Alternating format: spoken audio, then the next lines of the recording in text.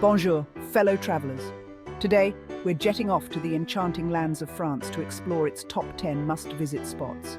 From the iconic Eiffel Tower to the charming canals of Annecy, we'll be soaking up the je ne sais quoi of this beautiful country. Get ready for some cheeky insights and a dash of cultural seasoning. Our first stop, mes amis, is none other than the Grande Dame herself, the Eiffel Tower. Now I know what you're thinking.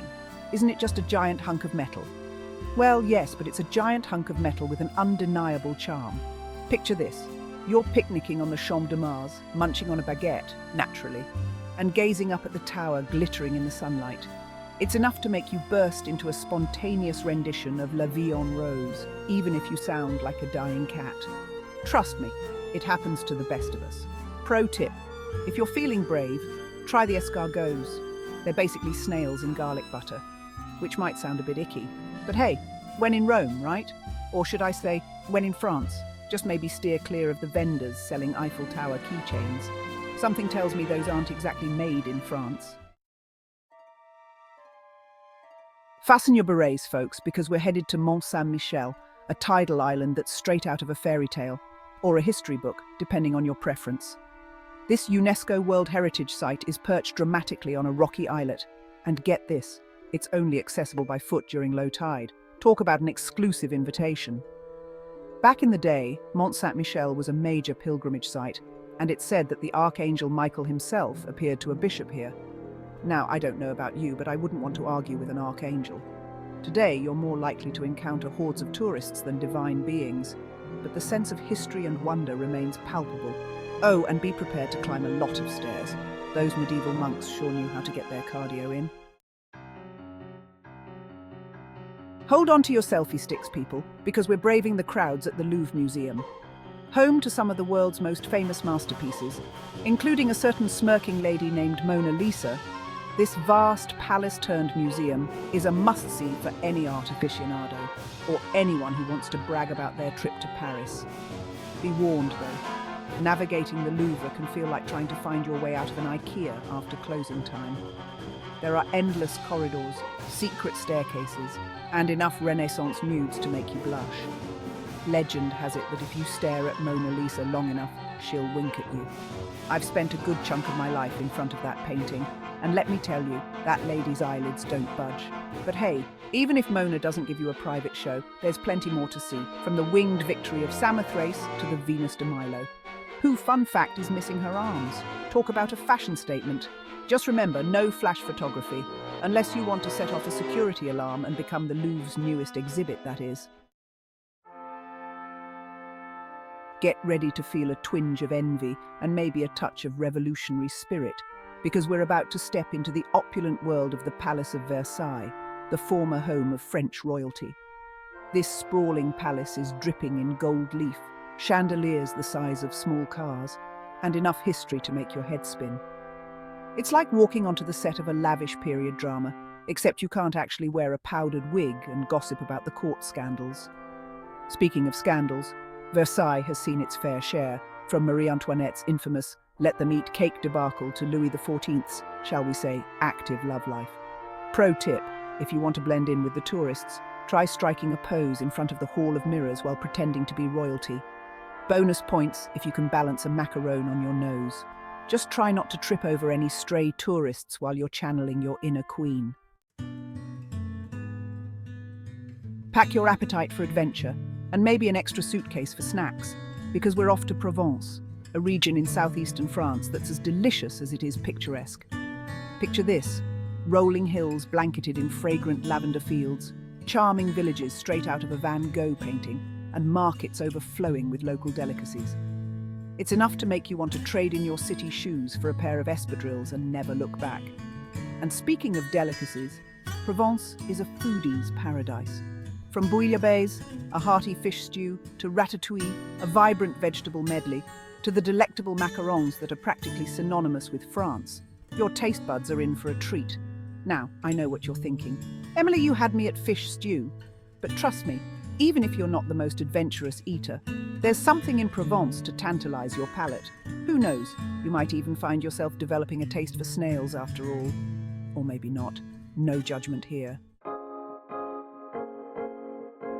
Get ready to strike a pose and maybe dodge a few paparazzi, because we're headed to Cannes, the epitome of Riviera chic. This glittering seaside town is synonymous with the Cannes Film Festival, where the rich and famous descend each year to premiere their latest masterpieces, and maybe soak up some sun while they're at it. Even if you're not rubbing elbows with A-listers, Cannes has plenty to offer. Stroll along the Promenade de la Croisette, soak up the sun on the sandy beaches, or simply sip on a glass of rosé and watch the world go by. Just remember, if you see someone who looks suspiciously like Leonardo DiCaprio, it's probably best not to ask for a selfie. Those bodyguards can be a bit touchy. But hey, even if you don't snag a photo op with Leo, you can always tell your friends you partied in Cannes. We'll keep it our little secret that you spent most of your time eating gelato and people watching. Prepare to be enchanted, and maybe a little lost, because we're about to step into a real-life fairy tale at Chateau de Chambord. This magnificent chateau, with its towering turrets, ornate facades and sprawling grounds, looks like it was plucked straight out of a Disney movie. It's enough to make you want to don a ball gown, practice your curtsy, and wait for your Prince Charming to arrive. Speaking of charming, the chateau's double helix staircase is a sight to behold. Designed by Leonardo da Vinci himself, yes, that Leonardo da Vinci, this architectural marvel is so ingeniously constructed that two people can climb it at the same time without ever crossing paths. Now, if that's not a recipe for romantic intrigue, I don't know what is. Just imagine the possibilities, or maybe stick to admiring the architecture. Your choice. Hold onto your hats and maybe pack a sandcastle building kit, because we're off to the Dune of Pillet, Europe's tallest sand dune. This natural wonder, located on France's Atlantic coast, is a sight to behold. Imagine a massive wall of sand towering over the ocean, stretching as far as the eye can see. It's like something out of a Salvador Dali painting, only real, and much less melty. Now you might be thinking, what's so French about a giant pile of sand? Well, for starters, the French have elevated sandcastle building to an art form, and I'm not talking about your average bucket and shovel creations. We're talking elaborate castles, complete with moats, drawbridges, and maybe even a miniature Eiffel Tower or two. So channel your inner child, embrace the sand between your toes, and let your imagination run wild. Grab your sunscreen and your sense of adventure, because we're headed to Biarritz, a chic seaside town on France's Basque coast. Known for its stunning beaches, world-class surfing, and unique blend of French and Basque cultures, Biarritz is the perfect place to soak up the sun, catch some waves, or simply enjoy the laid-back vibes. Now, I'm not exactly a surfer myself, unless you count trying not to wipe out on a foam board, but even I can appreciate the skill and grace of those who brave the Biarritz waves. It's like watching a ballet, only with more salt water and neoprene. And when you're ready to dry off, Biarritz has plenty to offer. Explore the charming old town, indulge in some delicious Basque cuisine, think pinsos, tapas cooler cousin, or simply relax on the beach and watch the surfers do their thing. Just be prepared for a bit of a language barrier. Basque, the local language, is notoriously difficult to learn. But hey, a smile and a bonjour, or égonon if you're feeling ambitious, will go a long way. Get ready to be charmed, and maybe a little bit envious of the locals, because we're ending our French escapade in Annecy, a picture-perfect town nestled in the French Alps. Known as the Venice of the Alps, because you know, canals, Annecy is a feast for the eyes. Imagine crystal-clear canals crisscrossing the town, colourful houses lining the water's edge, and the snow-capped Alps providing a breathtaking backdrop. It's enough to make you want to pack your bags, buy a striped shirt, and become a permanent fixture at one of the many charming cafes. And speaking of cafes, Annecy is the perfect place to indulge in a little people-watching. Grab a croissant and a coffee, or a glass of wine, no judgment here. Find a sunny spot on a terrace, and watch the world go by. If you're feeling adventurous, you can rent a boat and explore the lake, go for a hike in the surrounding mountains, or even try your hand at paragliding. Or, you could just keep eating croissants and watching the world go by.